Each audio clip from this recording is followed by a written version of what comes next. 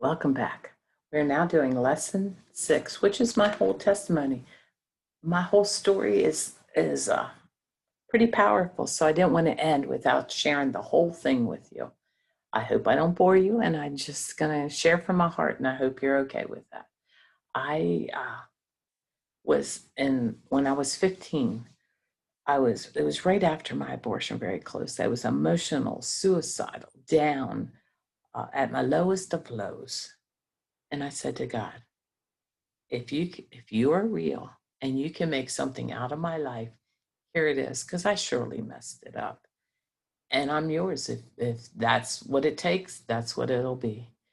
And amazingly enough, God heard my prayer and turned my life around. I am married for over 44 years to my husband, who's now a pastor. And I have earned a master's degree in counseling. And I just totally enjoy helping other women or men that have struggled through abortion find the help they need. So God is just supernaturally helping me to become the woman of God He always wanted me to be. And I am just so excited to tell you I have 2 sons. I have a daughter in heaven, Melissa, and I have a goddaughter, Ariel. And I have now 6 grandchildren, and I just enjoy life totally now. So I was restored back my joy and my peace, and I just want to explain my whole story one more time to you, and hope you can find freedom in just listening to my story. Again, I was come from a middle class family. I was a straight A student. I was an honor roll student. I graduated with honors. Um, I was very angelic looking, but those girls, they just don't pretend. I just pretended to be something I wasn't. And so at 15, I just started rebelling, and I did what I wanted, and I was looking for love in all the wrong places. And let me just tell you, how many times do we all look for love in the wrong place? And we surely find it, but it isn't always the answer we're looking for. So I found this young guy who was very much interested in me. He was 18, I was 15, and I just thought we had the relationship of relationships. And of course, smoking and drinking and all the things that a normal teenager would do. And within a year, I was pregnant. And there I was, 15, didn't know what to do. Again, my doctor, said it was a blob, wasn't a baby, and just railroaded me into thinking that abortion was the way to go. How would I take care of it? Who would pay for it? There was no other agency out there that would help you raise a baby at this time. And so without resisting anymore, I did what my parents and doctors suggested, and I got this abortion and was told it was the quick fix. No one would ever know, of course. And it wasn't a quick fix. If it was a quick fix, that was the last thing I thought of, that this would be this was going to be a quick fix, but we'll see. So I went to the abortion clinic down in Washington, D.C. I couldn't go to the hospital where I lived because my mother worked there, and heaven forbid if any of her friends would ever see me or know that I was pregnant. So we went into this clinic that was kind of cold and uh, robotic and just not very warm and fuzzy by any means. And there was just us women lined up in a straight line, ready to receive our abortions. And they told us it would, we didn't have to tell anyone, and it could be kept a secret and no one would ever know. And it's you're so young, this would just help you all the way along the ways. But I'm here to tell you it didn't really help. It didn't feel like it helped. So as I left the abortion clinic that day, I felt like a part of my heart was gone. My dad told me on the way home that if I wouldn't have signed, they wouldn't have done it. I sure wish he would have told me in the beginning, because he knew me. He knew I wouldn't have done it. So that started my anger and my unforgiveness towards my dad for him not telling me the truth. And I held him in unforgiveness for over 11 years. I wanted nothing to do with him. And I was so upset and so distraught. I went home and I just laid on the couch and bawled for days. And finally, my dad just said, go to bed. you've hurt us bad enough. Didn't you hurt us bad enough? And, no one ever asked how I felt, what was going on with me. That night, I became extremely suicidal. And that's one of my lowest of lows as well. And so then I knew I had to suck it up and put the happy face on so everyone else could pretend everything was good. And I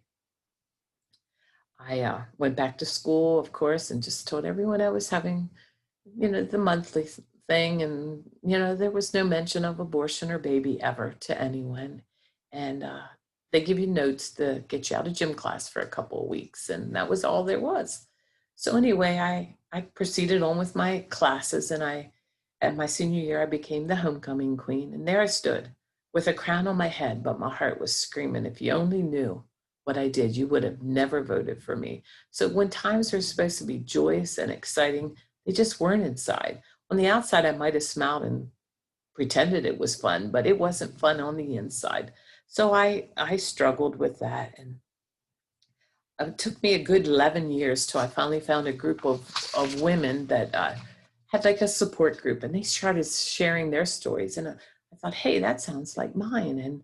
And I could compare notes that the feelings I was feeling were just uh, real, and that I could put a connection to the abortion with some of my feelings.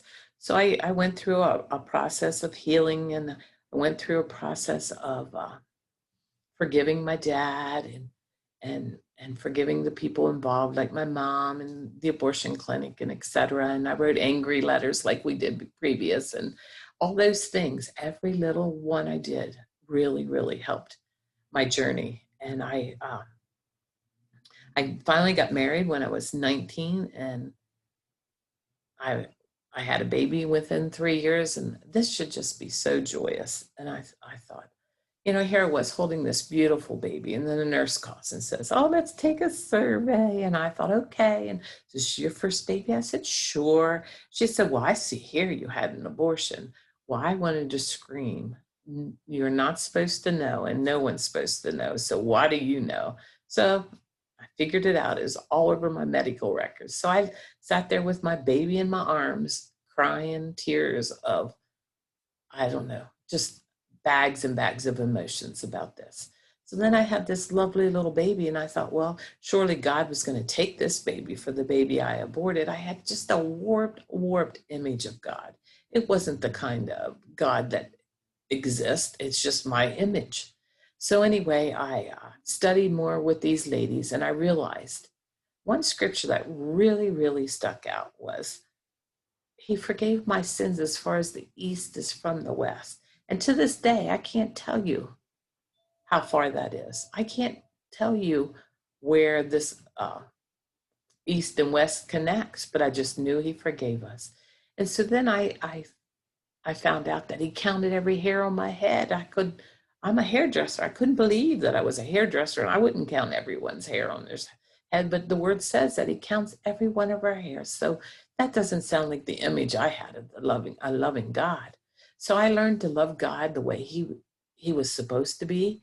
And I had a second son, and we continued on. I now help many, many women and some men with their issues of the post-abortion issues. And God just really developed me into the woman he meant me to be. And my husband, I think I mentioned, but in case I didn't, is a pastor. And we've been in ministry over 30 years. I've been doing this for 30 years, helping women be set free and to move on with their life, to find joy and peace. There's joy and peace out there for each one of you.